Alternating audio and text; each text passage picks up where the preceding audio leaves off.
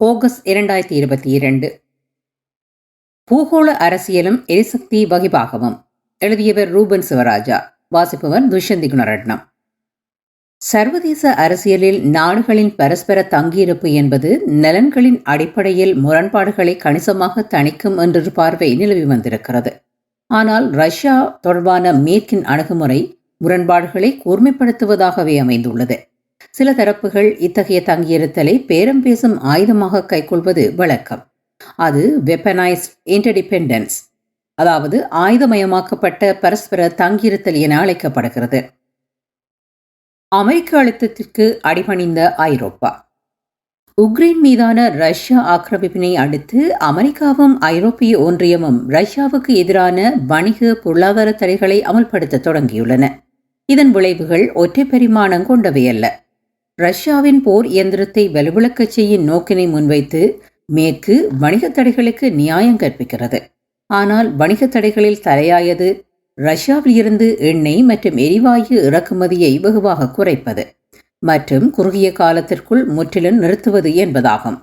ஐரோப்பிய ஒன்றிய நாடுகள் ரஷ்ய எரிவாயுவிலும் எண்ணெயிலும் அதிகம் தங்கியுள்ளன. அமெரிக்க அழுத்தத்திற்கு இணங்கி ரஷ்யா எரிவாயு மற்றும் எண்ணெய் இறக்குமதியை நிறுத்துவதென்ற தீர்மானங்களை ஐரோப்பிய ஒன்றியம் நிறைவேற்றியுள்ளது. அதாவது ரஷ்யாவின் எரிவாயுவில் தங்கியிருக்க நிலையில் இருந்து முற்றாக நீங்குவதென்ற தீர்மானங்கள் கொண்டுவரப்பட்டுள்ளன. எரிவாயு இறக்குமதிக்கான மாற்று வழிகளை, அதாவது வேறு நாடுகளில் இருந்து இறக்குமதி வாய்ப்புகளை தேடி வருகின்றன ஐரோப்பிய நாடுகள். எண்ணெய், எரிவாயு, மின்சாரம், உலகளாவிய நெருக்கடி. தற்போது எண்ணெய், எரிவாயு, மின்சாரம் போன்ற எரிசக்தி ஆகியவற்றுக்கு பெரும் தட்டுப்பாடுகளும் விலையேற்றங்களும் நிலவுகின்றது. இது முழு உலகம் முகங்கொடுக்கின்ற நெருக்கடியாகும். ரஷ்யா மீதான மேற்கின் வணிக தடை அணுகுமுறையினால் ரஷ்யாவிற்கு ஏற்பட போகின்ற குறுகிய மற்றும் நீண்டகால பாதிப்புகளை விட ஐரோப்பாவிற்கு ஏற்பட போகின்ற இழப்புகளே மிக அதிகம் எனப்படுகிறது. ரஷ்யா மீதான மேற்கின் அணுகுமுறை தோல்வியின் வெளிப்பாடு இதுவென்பது அதன் ஆரம்ப கட்டத்திலேயே தெளிவாக தெரிய தொடங்கியுள்ளது. இன்றைய நிலை உலக எரிபொருள் சந்தையை மேலும் சிக்கலுக்குள்ளாக்கி புதிய சவால்களை அனைத்து தரப்பிற்கும் ஏற்படுத்தியுள்ளது. எண்ணெய் மற்றும் எரிவாயு ஆகிய எரிசக்திகள் தான் உலக அரசியலின் போக்கினை தீர்மானிக்கும் பாரிய வளங்கள். குறிப்பாக அவற்றை கைவசம் வைத்திருக்கும் மற்றும் அவற்றை கைவசப்படுத்தியிருக்கும் நாடுகள் எண்ணெய் கப்பல்களின் போக்குவரத்திற்கான கடற்பிராந்தியங்களை கட்டுப்பாட்டுக்குள் வைத்திருக்கும் தரப்புகளே உலக மற்றும் பிராந்திய அரசியலில் செல்வாக்கு செலுத்துகின்றன. ஐரோப்பிய ஒன்றியத்தின் அணுகுமுறை தவறுகள். உக்ரைன் மீதான ரஷ்ய ஆக்கிரமிப்பின் விளைவான ஐரோப்பிய ஒன்றியத்தின் அணுகுமுறையில் 2 தவறுகள் தற்போது பேசுபொருளாகியுள்ளன.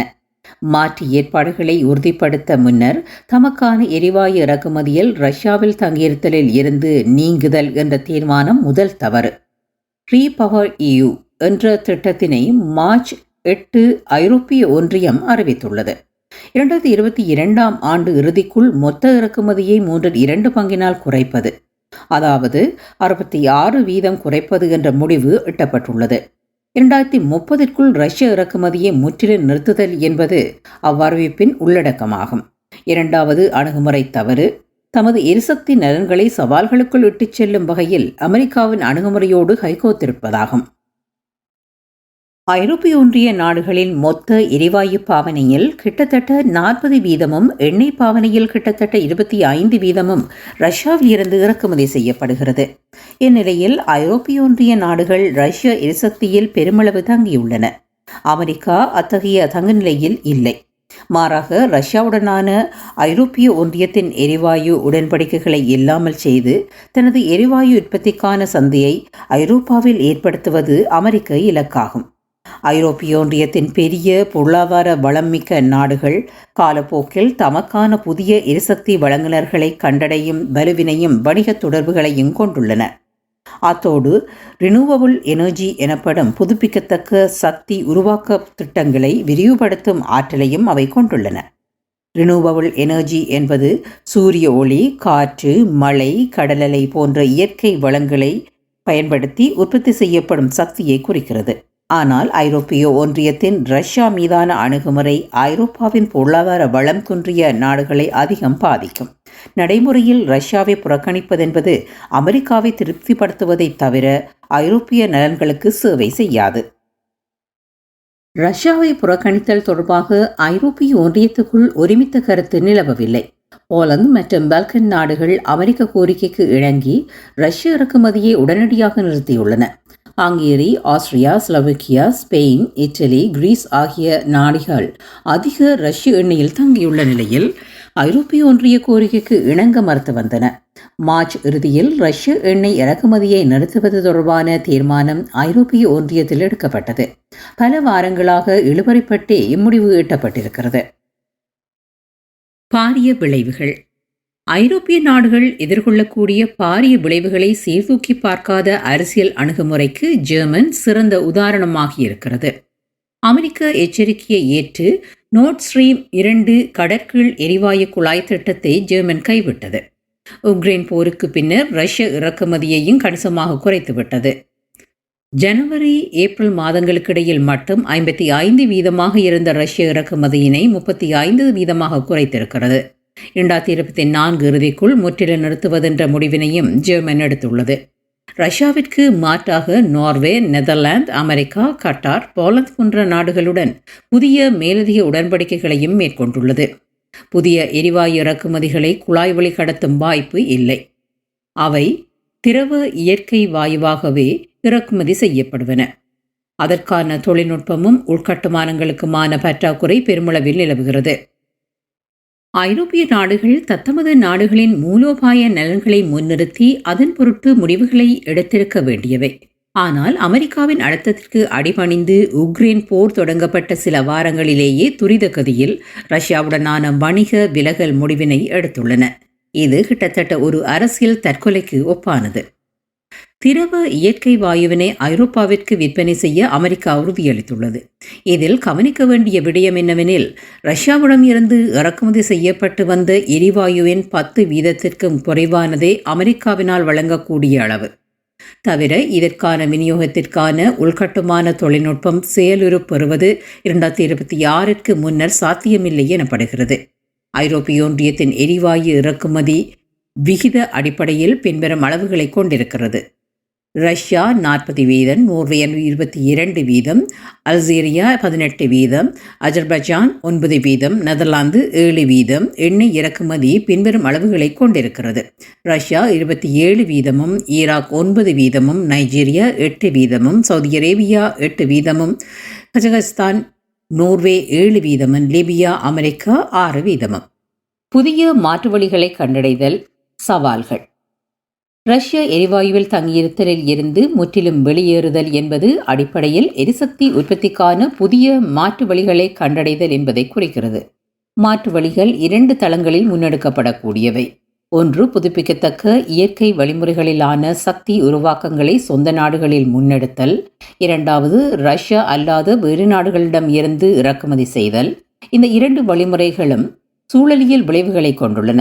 உதாரணமாக, அமெரிக்காவில் இருந்து திரவ இயற்கை எரிவாயுவினை ஐரோப்பாவிற்கு கப்பல்களில் கொண்டு வரும்போது வெளியேற்றப்படும் கார்பன் ஆக்சைடு ரஷ்ய எரிவாயு இறக்குமதியிலும் பார்க்க இரட்டிப்பு எனப்படுகிறது. அத்தோடு அதற்கான போக்குவரத்து செலவும் பன்மடங்கு அதிகம். திரவ இயற்கை எரிவாயு இறக்குமதிக்குரிய இறங்கு தளங்கள், கப்பல்கள், குழாய்களுக்கான பற்றாக்குறை ஐரோப்பிய நாடுகளில் நிலவுகிறது. நெதர்லாந்தின் ரொட்டர்டாம், பெல்ஜியத்தின் ஜீபர்க், பிரான்சின் டங்க்பர்க் போன்ற துறைமுக நகரங்களில் அமைந்திருந்த திரவ எரிவாயு இறக்கு தளங்கள் தகர்க்கப்பட்டுவிட்டன. ஸ்பெயின் நாட்டில் 6 இறங்கு தளங்கள் உள்ளன. ஆனால் அவற்றை ஏனைய ஐரோப்பிய நாடுகளுக்கு வழங்குவதற்குரிய குழாய் தொடர்கள் இல்லை. திரவ எரிவாயு விநியோகத்தில் ஐரோப்பா எதிர்கொள்ளும் சவால்களுக்கு உதாரணமாக மேற்சொன்ன நிலைமை விளங்குகிறது. இந்த சிக்கலில் ஐரோப்பிய ஒன்றிய நாடுகளும் ரஷ்யாவும் பரஸ்பரம் பாதிக்கப்படுகின்றன. ஆனால் அமெரிக்கா, நோர்வே, கட்டார் போன்ற நாடுகள் தமக்கான எரிவாயு சந்தையை விரிவுபடுத்தும் வாய்ப்பினை பெற்று லாபமடைகின்றன. எண்ணெய் இறக்குமதி, எதிர் எரிவாயு இறக்குமதி. எண்ணெய் இறக்குமதிக்கு புதிய வணிக தரப்பினை கண்டடைவதும் விநியோகத்தை துரிதப்படுத்துவதும் ஒப்பீட்டளவில் இலகு. எண்ணெய் காலங்காலமாக கடல்வழி போக்குவரத்தினூடாக ஏற்றுமதி இறக்குமதி செய்யப்படுகிறது. அதற்கான நிறுவனமயப்படுத்தப்பட்ட உலகளாவிய வணிகம் உள்ளது. எரிவாயுவினை அப்படி இலகுவாக விநியோகித்திட முடியாது. திரவ இயற்கை எரிவாயு போக்குவரத்திற்கான செலவும் அதிகம். இட்டலி, பெல்ஜியம், நெதர்லாந்து போன்றனவும் ரஷ்ய எரிவாயுவில் பெரிதும் தங்கியிருக்கும் நாடுகள். அவற்றில் பிரான்ஸ் மட்டும் சற்று விதிவிலக்கு. 70% எரிவாயுவினை அந்நாடு அணுசக்தி மூலம் தயாரித்து வருகிறது. திரவ எரிவாயு இறக்குமதிக்கான தொழில்நுட்ப வளங்களை, கட்டுமானங்களை உருவாக்கிக் கொள்வதென்பது உடனடி சாத்தியமற்றது. 3 தொடக்க 4 ஆண்டுகள் எடுக்கும் என கணிக்கப்படுகிறது. குறிப்பாக ஜெர்மனி, இத்தாலி போன்ற நாடுகளில் அக்கட்டமைப்புகள் 2025 தொடக்கம் 2026 காலப்பகுதிக்குள் நிர்மாணிக்கப்படும் என்ற ஊடக தகவல்கள் வெளியாகியுள்ளன. புதுப்பிக்கத்தக்க எரிசக்திக்குரிய மாற்றம் பெருமளவு தொழில்நுட்பம், மூலப்பொருட்கள் உற்பத்திக்கான கட்டுமான பணிகளை கோரி நிற்கிறது. வெப்பனைஸ்ட் இன்டிபெண்டன்ஸ், ஆயுதமயமாக்கப்பட்ட பரஸ்பர தங்கியிருத்தல். உலகளாவிய ரீதியில் உற்பத்தியாளர்களையும் நுகர்வோர்களையும் பிணைக்கும் ஒரு வலையமைப்பாக எரிசக்தி விளங்குகிறது. ஐரோப்பாவின் பொது நாணயமாக யூரோ விளங்குகிறது. ரஷ்யாவிற்கு யூரோ தேவைப்படுகிறது, ஐரோப்பாவிற்கு எரிவாயு தேவைப்படுகிறது என்பது இருதரப்பும் ஒன்றில் ஒன்று தங்கியிருக்கின்ற நிலை. சர்வதேச அரசியலில் நாடுகளின் பரஸ்பர தங்கியிருப்பு என்பது நலன்களின் அடிப்படையில் முரண்பாடுகளை கணிசமாக தணிக்கும் என்றொரு பார்வை நிலவி வந்திருக்கிறது. ஆனால் ரஷ்யா தொடர்பான மேற்கின் அணுகுமுறை முரண்பாடுகளை கூர்மைப்படுத்துவதாகவே அமைந்துள்ளது. சில தரப்புகள் இத்தகைய தங்கியிருத்தலை பேரம் பேசும் ஆயுதமாக கைக்கொள்வது வழக்கம். அது வெப்பனைஸ்ட் இன்டர்டிபெண்டன்ஸ், ஆயுதமயமாக்கப்பட்ட பரஸ்பர தங்கியிருத்தல் என அழைக்கப்படுகிறது. சர்வதேச உறவுகள் பற்றிய அரசியலில் பிரயோகத்தில் உள்ள முக்கிய கருத்தியல்களில் இது ஒன்றாகும். அரசுகள் தத்தமது மூலோபாய நலன்களுக்காக எவ்வாறு உலகளாவிய தகவல் வலைப்பின்னல்களையும் பொருளாதார பரிமாற்றங்களையும் ஆயுதமாக பயன்படுத்துகின்றன என்பதை இக்கருத்தியல் குறிப்பிடுகிறது. கட்டமைக்கப்பட்ட ஒரு வலைப்பின்னலில் ஒரு தரப்பு, அதாவது ஓர் அரசு அல்லது கூட்டமைப்பு, தனக்கான பேரம் பேசல் நன்மைகளை அடைவதற்காக தனது அதிகார நிலையை அதன் கட்டமைக்கப்பட்ட அமைப்பிற்கு உட்பட்ட இன்னொரு தரப்பு மீது, அதாவது இன்னொரு அரசு மீது அல்லது கூட்டமைப்பு மீது செலுத்துகின்ற வற்புறுத்தலை குறிக்கிறது. இன்னொரு வகையில் எளிதாக சொல்வதானால், உலகளாவிய பொருளாதார வலைப்பின்னல்கள் எவ்வாறு அரசுகளை பரஸ்பர நிபந்தனைகளுக்கு கட்டுப்பட வைக்கின்றன என்பதாகவும் கொள்ளலாம். ரஷ்யாவின் உக்ரைன் மீதான ஆக்கிரமிப்பின் பின்னணியில் ரஷ்யா மீதான மேற்கின் பொருளாதார தடைகள் மற்றும் அவற்றின் விளைவுகள் இக்கருத்தாக்கத்தின் பின்னணியில் தற்போது விவாதிக்கப்பட்டு வருகின்றன. ரஷ்யாவின் பதிலடி. ஐரோப்பிய ஒன்றியத்தின் பொருளாதார தடை மற்றும் எரிவாயு இறக்குமதியினை படிப்படியாக குறைப்பதென்ற முடிவுக்கும் பதிலடியாக ரஷ்யா தானாகவே ஐரோப்பாவிற்கான எரிவாயு வளங்களை நிறுத்தக்கூடும் என்ற அச்சம் ஐரோப்பிய ஒன்றியம் மட்டத்தில் மேலெழுந்திருக்கிறது. குறிப்பாக ஜெர்மன் மற்றும் பிரான்ஸ் நாடுகள் இது தொடர்பான சந்தேகங்களை வெளிப்படுத்தியுள்ளன. கடந்த 11/7/2022 தொடக்கம் 10 நாட்கள் நோர்ட் ஸ்ட்ரீம் 1 கடற்கீழ் எரிவாயு விநியோக குழாயினை ரஷ்யா மூடியிருந்தது. பழமையான பராமரிப்பு காரணங்களுக்காக மூடியதாக அறிவித்தும் இருந்தது. இதனைத் தொடர்ந்தே ஐரோப்பிய ஒன்றிய தடைகளுக்கு பதிலடியாக ரஷ்யா எரிவாயு வளங்களை நிறுத்தக்கூடும் எனவும் அதற்கும் தாம் தயாராக இருத்தல் வேண்டுமென ஜெர்மன் நிதியமைச்சர் ரோபர்ட் ஹாபெக் மற்றும் பிரான்ஸ் நிதியமைச்சர் ப்ரூனோ லி மேரி ஆகியோர் கருத்துரைத்திருந்தனர். தம்மோடு நட்புறவற்ற நாடுகள் எரிவாயுவுக்கான கொள்வனவு நிதியை ரஷ்ய நாணயமான ரூபிள்ஸில் வழங்க வேண்டும் என்று கோரியிருந்தது. போலந்து, பல்கேரியா, டென்மார்க் ஆகியன அக்கோரிக்கை ஏற்க மறுத்த காரணத்தினால் அந்நாடுகளுக்கான எரிவாயுவை ரஷ்யா அண்மையில் நிறுத்தியிருந்தது. ஆசியாவில் புதிய சந்தையை நோக்கி ரஷ்யா. ரஷ்யாவை புறக்கணிக்கின்ற மேற்கின் அணுகுமுறை ஒற்றை பரிமாணம் கொண்டதல்ல. இதனால் எரிசக்தி சார்ந்து நெருக்கடிகளுக்கு முகம் கொடுப்பது ஐரோப்பிய ஒன்றிய நாடுகள் மட்டுமல்ல, இது பரஸ்பர தங்கியிருத்தல். ரஷ்யாவுக்கும் இது ஒரு பெரும் சந்தை இழப்பு. கடந்த ஆண்டு வரை ரஷ்யாவின் மொத்த எண்ணெய் ஏற்றுமதியில் 50%, எரிவாயு ஏற்றுமதியில் 75% ஐரோப்பாவிற்கும் சென்றுள்ளது. இந்நிலையில் இழந்து கொண்டிருக்கும் ஐரோப்பிய சந்தையை நிவர்த்தி செய்ய தெற்கிலும் கிழக்கிலும் வளர்ந்து வரும் சந்தையை நோக்கி ரஷ்யா ஏற்றுமதியை அதிகரிப்பதற்குரிய நடவடிக்கைகளை துரிதப்படுத்துவதில் ரஷ்ய ஜனாதிபதி புட்டின் முனைப்பு கொண்டுள்ளார். ஆசியாவிற்குரிய ரஷ்ய எரிசக்தி ஏற்றுமதிகள் புதியவை அல்ல. 2011 the Eastern Siberia Pacific Ocean oil pipeline ESPO குழாய் நிறுவி முடிக்கப்பட்டிருந்தது. இதன் நீளம் 4740 கிலோமீட்டர். ரஷ்யாவில் இருந்து ஆசிய பசிபிக் சந்தைக்கான எண்ணெய் வளங்களுக்கான இக்குழாய் மூலம் சீனா, ஜப்பான் மற்றும் கொரியா ஆகிய நாடுகளுக்குரிய எண்ணெய் விநியோகத்தினை ரஷ்யா மேற்கொள்ள தொடங்கியிருந்தது. தொடர்ந்து 2019 சீனாவுக்கான ரஷ்ய எரிவாயு விநியோகத்திற்கான China Russia east route natural gas pipeline power of Siberia ஒன்று நிறைவு முடிக்கப்பட்டிருந்தது. 2012 கட்டுமான பணிகள் தொடங்கப்பட்டிருந்தன. 2014 இரு நாடுகளுக்கும் இடையில் உடன்படிக்கை கைச்சாத்திடப்பட்டது. 2019 இறுதியில் இருந்து அக்குழாய்க்கு ஊடான சீனாவிற்கான எரிவாயு விநியோகத்தினை ரஷ்யா தொடங்கியது. பவர் ஆஃப் சைபீரியா 2 திட்டத்தினையும் ரஷ்யா தொடங்கியுள்ளது. ரஷ்யாவில் இருந்து மங்கோலியாவிற்கு ஊடாக இத்திட்டம் மேற்கொள்ளப்பட உள்ளது. 2024 இக்கட்டுமான பணிகள் தொடங்கப்பட உள்ளன. இத்தகைய எரிசக்தி விநியோகத்திற்கான பாரிய உள்கட்டுமானங்களை நிறைவு முடிப்பதற்கு பல ஆண்டுகள் எடுக்கும். இருப்பினும் அவை பொருளாதார அரசியல் விளைவுகளை கொடுக்கக்கூடியவை. தற்போதைய சூழலில் ஐரோப்பாவில் இழந்து கொண்டிருக்கும் எரிசக்திக்கான சந்தை வாய்ப்பை ஆசியா நோக்கி திருப்புவதில் ரஷ்யாவுக்கு வெற்றியாக அமையக்கூடியது. மட்டுமல்லாமல் சீனாவிற்கும் சாதகமான விளைவுகளை கொடுக்கக்கூடியது. பவர் ஆஃப் சைபீரியா 2 திட்டம் 2030 நிறைவு முடிக்கப்படும் என எதிர்பார்க்கப்படுகிறது. சீனாவின் மொத்த இயற்கை எரிவாயு பாவனையின் அரைவாசி வெளிநாடுகளில் இருந்து இறக்குமதி செய்யப்படுகிறது. அத்தோடு இறக்குமதி செய்யப்படும் எரிவாயுவில் 2 பங்கு திரவ வடிவில் கொண்டுவரப்படுகிறது. சீனாவின் திரவ எரிவாயு இறக்குமதியில் 40% ஆஸ்திரேலியாவில் இருந்தும் 10% அமெரிக்காவில் இருந்தும் இறக்குமதி செய்யப்படுகிறது. உலகின் மிகப்பெரிய இயற்கை எரிவாயு இறக்குமதி நாடான சீனா உள்ளது.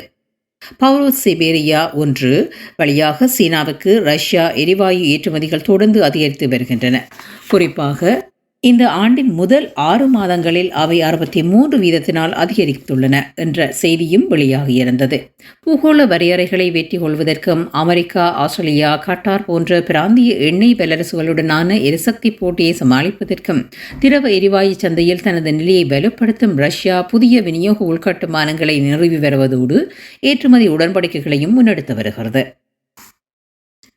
உலகின் பெரிய எரிசக்தி நுகர்வு நாடு சீனா மொத்த எண்ணெய் பாவனையில் 75%, எரிவாயு பாவனையில் 40% இறக்குமதியில் தங்கியுள்ளது. இந்நிலையில் அமெரிக்காவினதும் அதன் நேச சக்திகளினதும் கட்டுப்பாட்டில் உள்ள கடற்பிராந்தியங்களிலும் பெரிதும் தங்கியுள்ளது. ஏனெனில் எண்ணெய், திரவ எரிவாயு இறக்குமதி ஏற்றுமதிக்கு கப்பல் போக்குவரத்து பாதைகளை கட்டுப்பாட்டுக்குள் வைத்திருப்பது இன்றியமையாதது. மலாக்கா நீரிணை, சிங்கப்பூர் நீரிணை ஆகிய கடற்பாதைகளின் ஊடாகவே உலகின் 80% எண்ணெய், எரிவாயு போக்குவரத்து நிகழ்கிறது. இக்கடற்பிராந்தியங்கள் அமெரிக்காவின் கட்டுப்பாட்டுக்குள் செல்வது சீனாவை அதிகம் பாதிக்கக்கூடியது.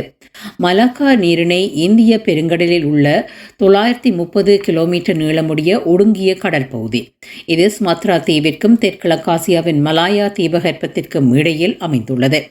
இந்நீரேரியின் எல்லை நாடுகளாக இந்தோனேஷியா, மலேசியா மற்றும் சிங்கப்பூர் ஆகியன உள்ளன. இது உலகின் பரபரப்பான நீர்வழி பாதையாகும். ஆண்டுக்கு 50,000 கப்பல்கள் இவ்வழியே சென்று வருகின்றன. உலகின் மொத்த வர்த்தகத்தில் 1/4 பங்கு இக்கடற்பாதை வழியாகவே நடைபெறுகின்றன. சிங்கப்பூர் நீரிணையானது மேற்கில் மலாக்கா நீரிணைக்கும் கிழக்கில் தென்சீன கடலுக்கும் இடையில் அமைந்துள்ள 105 கிலோமீட்டர் நீளமும் கொண்ட நீரிணை. இந்நீரிணையின் வடக்கே சிங்கப்பூரும் தெற்கில் ரியாவுத் தீவுகளும் அமைந்துள்ளன. இந்தோனேஷியாவிற்கும் சிங்கப்பூருக்கும் இடையிலான எல்லையில் அமைந்துள்ளது. ரஷ்யா மீதான தடையின் விளைவுகள், ஐரோப்பா எதிர்கொள்ளும் நெருக்கடி. ரஷ்யா தொடர்பான அமெரிக்க தலைமையிலான மேற்கின் பொருளாதார தடை அணுகுமுறை பின்வரும் விளைவுகளை ஏற்படுத்தியிருக்கிறது. ஐரோப்பிய ஒன்றிய நாடுகள் விரக்தியோடு புதிய எரிசக்தி இறக்குமதி வாய்ப்புகளை தேடி வருகின்றன. அத்தோடு தத்தமது நாடுகளில் இயற்கை முறைமையிலான எரிசக்தி உற்பத்தி வாய்ப்புகளிலும் நிலக்கரி மூலமான எரிசக்தி உற்பத்தி உட்பட்ட மாற்று ஏற்பாடுகளை விரிவுபடுத்தவும் முனைந்து வருகின்றன. தற்போதைய சூழலானது எரிசக்தி விலையினை ஐரோப்பாவில் உலகளவிலும் அதிகரிக்கச் செய்துள்ளது. சூழலியல் பாதிப்புகளை காரணம் காட்டி சில ஆண்டுகளுக்கு முன் ஜெர்மனி, இட்டலி உட்பட ஐரோப்பிய நாடுகள் நிலக்கரி மூலமான எரிபொருள் உற்பத்தியை நிறுத்தியிருந்தன. தற்போதைய நெருக்கடியில் மாற்றுத் திட்டங்களில் ஒன்றாக இந்நாடுகள் நிலக்கரி ஆலைகளை மீளத் தொடங்க உள்ளன. சீனாவும் இந்தியாவும் முறையே உலகின் 1வதும் 3வதும் பெரிய எரிசக்தி நுகர்வு நாடுகளாகும். எரிசக்தி ஏற்றுமதியில் ஐரோப்பிய சந்தையை இழந்து வருகின்ற ரஷ்யா, சீனா, இந்தியா போன்ற ஆசிய நாடுகளுக்கான ஏற்றுமதி அதிகரித்து வருகிறது. இச்சூழலை பயன்படுத்தி இந்தியா ரஷ்யாவிடமிருந்து பெருமளவு எண்ணெய் இறக்குமதியினை செய்து வருகிறது. இந்த ஆண்டு நாட்டின் மொத்த எண்ணெய் தேவையின் 17% ரஷ்யாவில் இருந்து கொள்வனவு செய்துள்ளது. ஆசியாவில் சீனாவுக்கு எதிரான அமெரிக்க கூட்டணியில் அங்கம் வகிக்கும் இந்தியா அமெரிக்க அழுத்தத்தினை தாண்டி ரஷ்யாவில் இருந்து எரிபொருள் இறக்குமதியினை செய்கிறது. அதுவும் தற்போதைய சந்தை விலையை விட 30% மலிவு விலையில் கொள்வனவு இடம்பெறுவதாக தகவல்கள் வெளியாகியுள்ளன. எண்ணெய் போக்குவரத்துக்குரிய கப்பல்கள் போதுமாயிருப்பின் இந்தியா இன்னும் அதிக அளவு கொள்வினவினை மேற்கொண்டிருக்கும் எனப்படுகிறது. இதில் இன்னொரு விடயம் உள்ளது. இந்தியா சிறந்த முறையிலான எண்ணெய் சுத்திகரிப்பு வளத்தினை கொண்டுள்ளது. ரஷ்ய கச்சா எண்ணெயை டீசலாக மாற்றி அதனை ஐரோப்பாவிற்கு அதிக லாபத்துடன் விற்க முடியும். பொருளாதார வணிக தடை புறக்கணிப்பு சார்ந்த சர்வதேச மற்றும் பூகோள அரசியலின் விளைவு எத்தகையது என்பதை இதன் மூலம் புரிந்து கொள்ள முடியும்.